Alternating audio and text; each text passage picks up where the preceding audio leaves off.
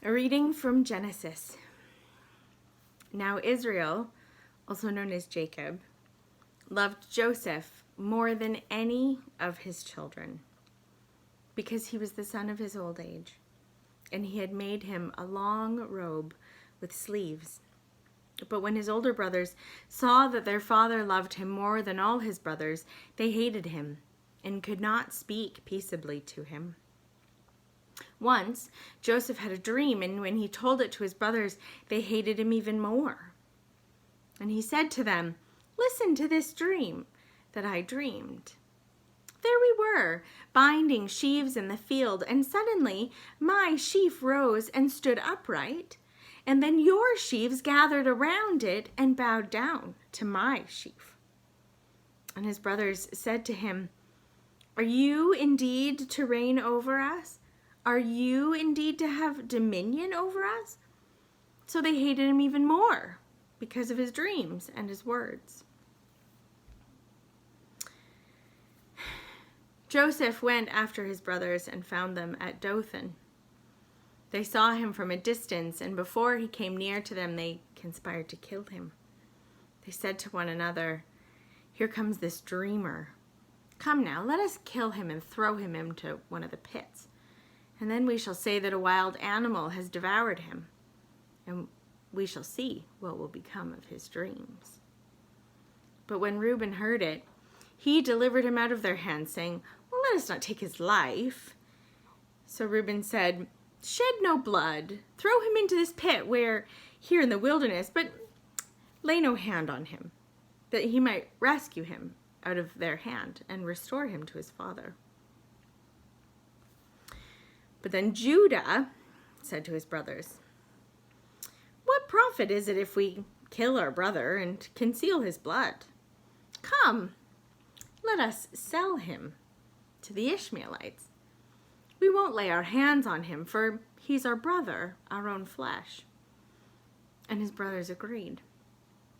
So when some Midianite traders passed by, they drew up to Joseph, lifting him out of the pit, and they sold him to the Ishmaelites for 20 pieces of silver. They took Joseph to Egypt. When Reuben returned to the pit and saw that Joseph was not in the pit, he tore his clothes. And he returned to his brothers and said, "The boy is gone, and where can I turn?" And then they took Joseph's robe. They slaughtered a goat, and they dipped the robe in the blood. They had the long robe with sleeves taken to their father, and they said, "This we have found. See now whether it is your son's robe or not." Well, of course, Jacob recognized it and said, "It is my son's robe. A wild animal has devoured him." Joseph is without doubt torn to pieces. And then Jacob tore his garments and put on sackcloth on his loins and mourned for his son for many days. And from chapter 50. Realizing that their father was dead, Joseph's brothers said, "What if Joseph still bears a grudge against us and pays us back in full for all the wrong that we did to him?" So they approached Joseph, saying, "Your father gave this instruction before he died. Say to Joseph, 'I beg you, forgive the crime of your brothers and the wrong they did in harming you. Now, therefore, please forgive the crime of the servants of the God of your father.'" Joseph wept when they spoke to him. And then his brothers also wept, and they fell down before him and said, "We are here as your slaves." But Joseph said to them, "Do not be afraid. Am I in the place of God? Even though you intended to do harm to me, God intended for good, in order to preserve a numerous people as God is doing today. So have no fear. I myself will provide for you and your little ones." And in this way he reassured them, speaking kindly to them. The word of the Lord. In our seminary training, we spend some time learning about family systems and family of origin theory. And in studying these, we learn that most people's lives are complicated by family relationships and birth order, our parents' relationships, and the family rules and the ways of being and doing things that we experienced and were brought up with. And that these will forever, in both good and bad ways, affect our lives and our relationships. This story of Joseph and his family could be a textbook example.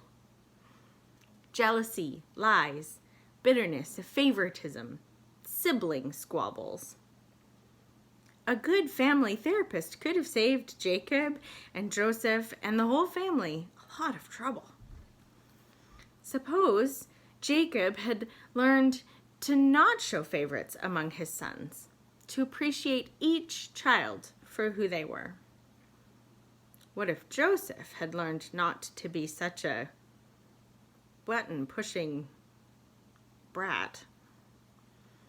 And what if the brothers had practiced at not letting Joseph get under their skin? The whole story of our faith might have changed with some quality psychotherapy. The story starts today by saying that Jacob, now named Israel, loved Joseph more than any of his other children. Now, out of all people, Jacob should have known the problems that would be ahead when a parent loves one child more than another. You might remember that Jacob was the younger brother who took the elder brother's place with the help of his mother, who favored him. And now he has made one of his younger sons a favorite over the older brothers. A repeating family pattern here. Jacob should have known that favoritism would only lead to family discord. And then Joseph, he isn't really blameless here either, because he does have a bit of a nasty habit of lording his belovedness over his brothers.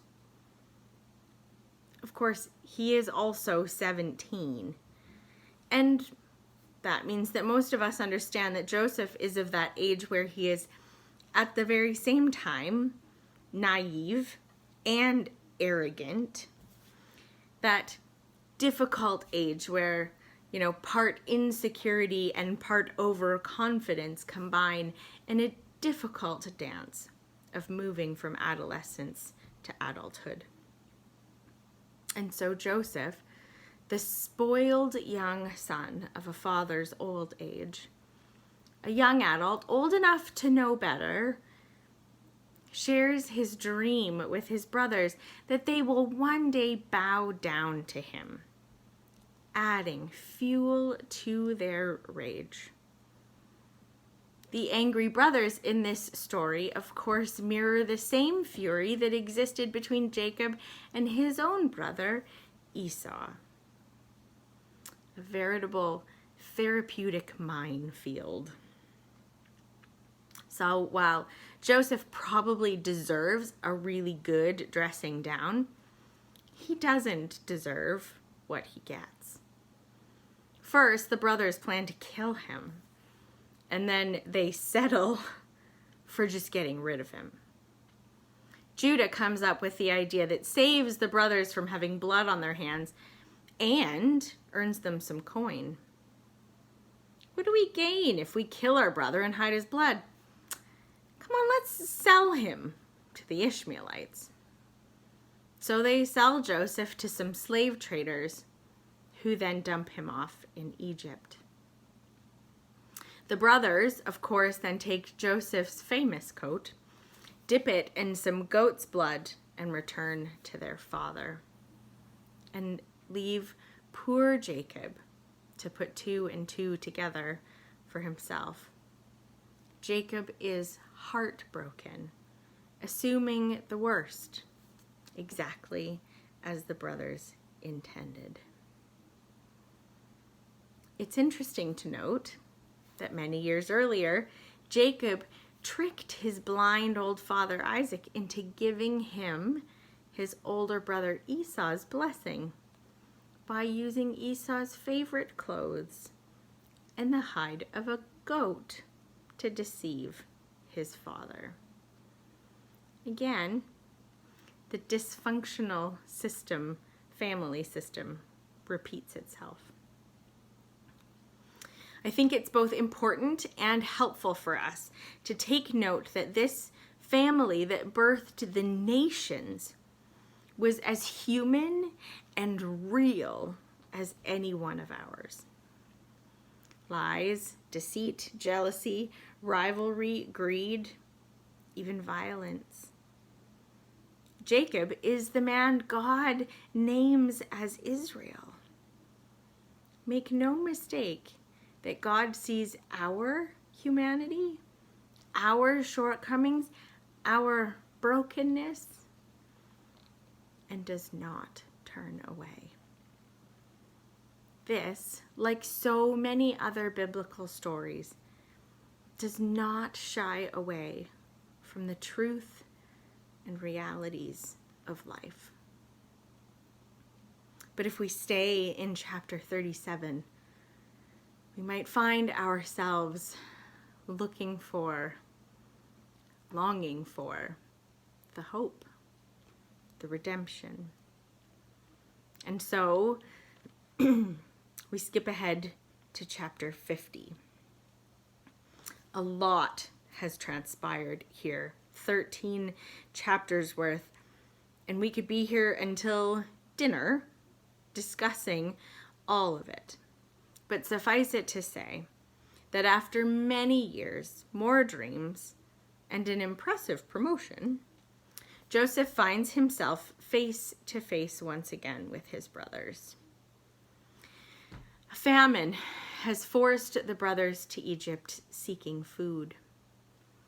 While Joseph doesn't just roll out a welcome mat, the family is restored and forgiveness is offered. He says that beautiful line to them.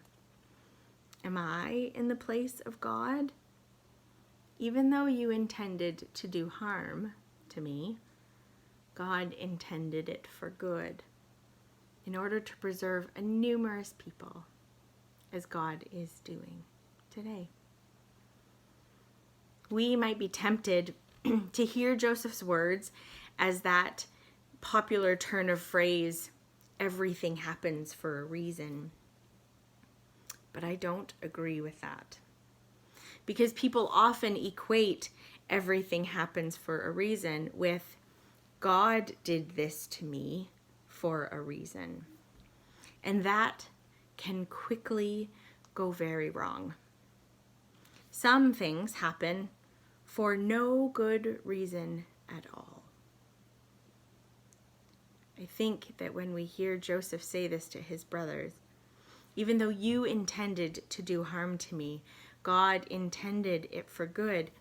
A better way to say that, a better translation might be, you intended to do evil against me, but God worked to make good come out of it.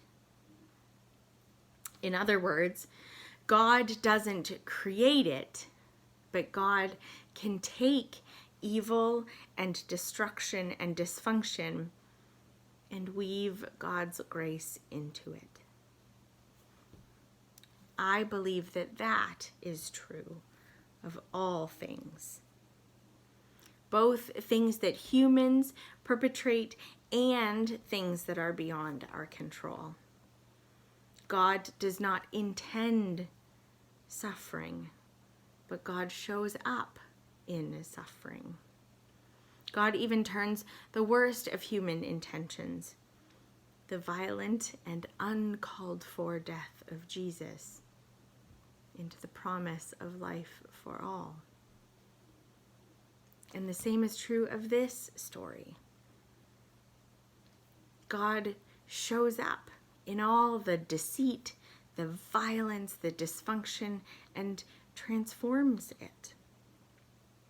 God remains present with Joseph through all of his trials and works grace into his life. And Joseph ends up in a position where he is able to offer forgiveness and grace to his brothers. This story gives us an important part of Israel's history as a people. The heart of the story is a fractured family. But even more so is God's redemptive and gracious work. The family ends the story as they started it, imperfect and anxious, just like us.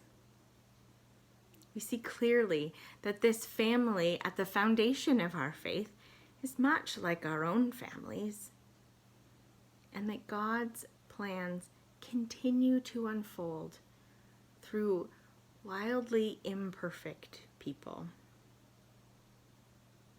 Imperfect, but still chosen. We see that no matter the circumstance, human deceitfulness, systems of oppression, or even natural disaster are big enough to keep God's grace from blossoming. And that, my friends, is still very, very true today. There is no disaster. There is no pandemic. There is no racism or homophobia or even grief that is big or bad enough to keep God's grace at bay. God is working exactly now, weaving grace and planting love. God is always, always working to make good happen. Thanks be to God. Amen.